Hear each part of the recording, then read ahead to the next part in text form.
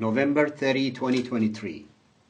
An open letter to His Excellency Ambassador Ervin Jose Masinga, United States Ambassador to the Federal Republic of Ethiopia.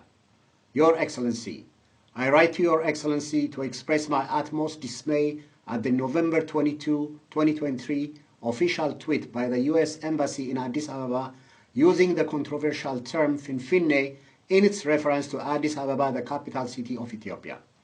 The U.S. government and every Ethiopian knows that Finfiné is a name promoted by Oromo extremist group whose stated goal is to forcefully remove non-Oromo residents from Addis Ababa and establish Oromia with its capital in what they refer to as Finfiné.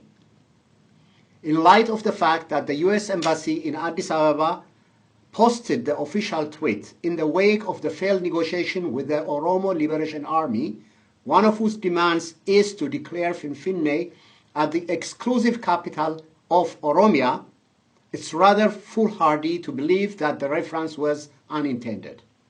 Your Excellency, the name Finfiné is a dog whistle that Oromo extremists use to alert their base to get ready for the final solution, the purging of Addis Ababa, which they consider to be exclusively Oromo land of non-Oromo residents. It's a literal call for ethnic cleansing.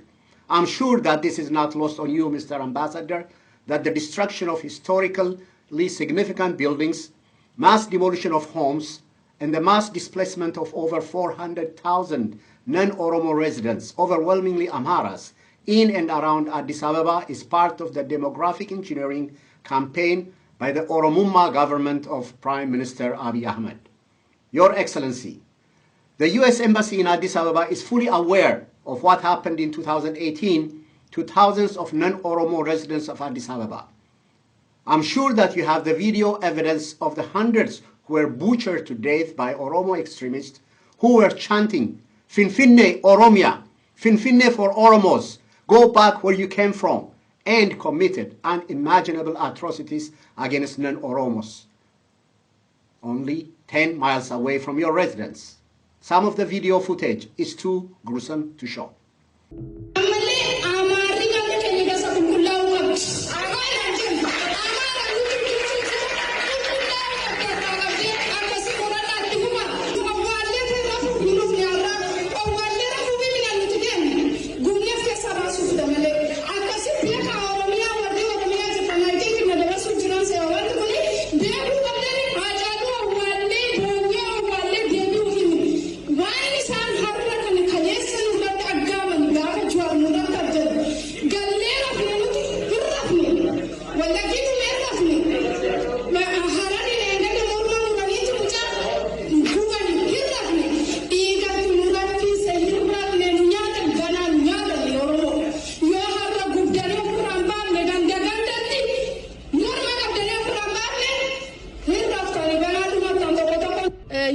Finfinneen karaa cufani nuti warra jalatti gadafe mana itti cufne itti gubuu qabna.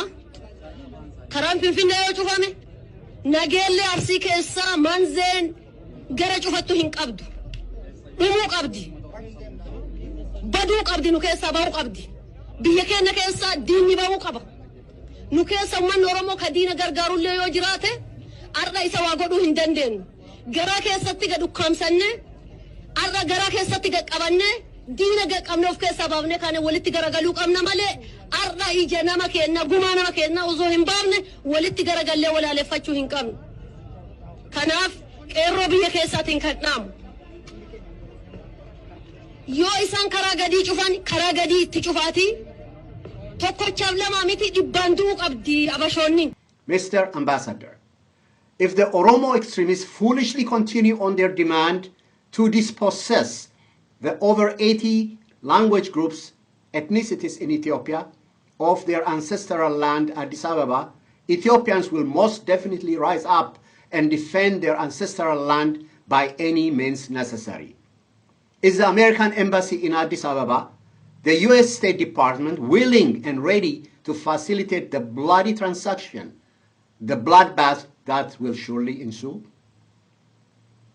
Your Excellency, it's not only alarming and heinous for the American Embassy in Ethiopia, which represents the most powerful nation on the face of the earth, to not only give tacit support to ethnic politics in Ethiopia, but to pick a side and provide unstated diplomatic backing to perpetrators of odious crimes.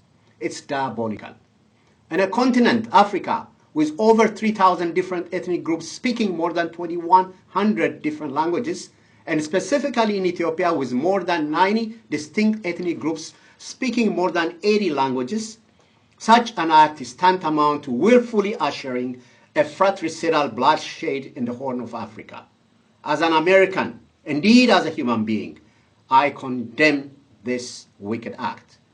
When the entire world, every human rights organization, including the United Nations, finally admitted the active genocide going on in Ethiopia against the Amhara by Oromo extremists, when the United Nations decided that the situation warrants the issuance of an alert and calls for action by the United Nations Special Advisor on the Prevention of Genocide, when rights groups are expressing their grave concern over the 4 million internally displaced people in the country, the actions of the Biden administration makes the United States look like a sinister force craving for blood in Africa. Your Excellency, Ethiopians, indeed all Africans are asking, how is it possible for you, the representative of the most powerful nation in the face of the earth, to sit at the epicenter of the crime scene and ignore the drone attacks, over 65 in the last couple of months alone, on innocent women and children in the Amhara region by Abiy Ahmed? Not even a brief statement expressing concern? In the word of Martin Luther King Jr., Ethiopians say to you, in the end, we will remember not the words of our enemies, but the silence of our friends.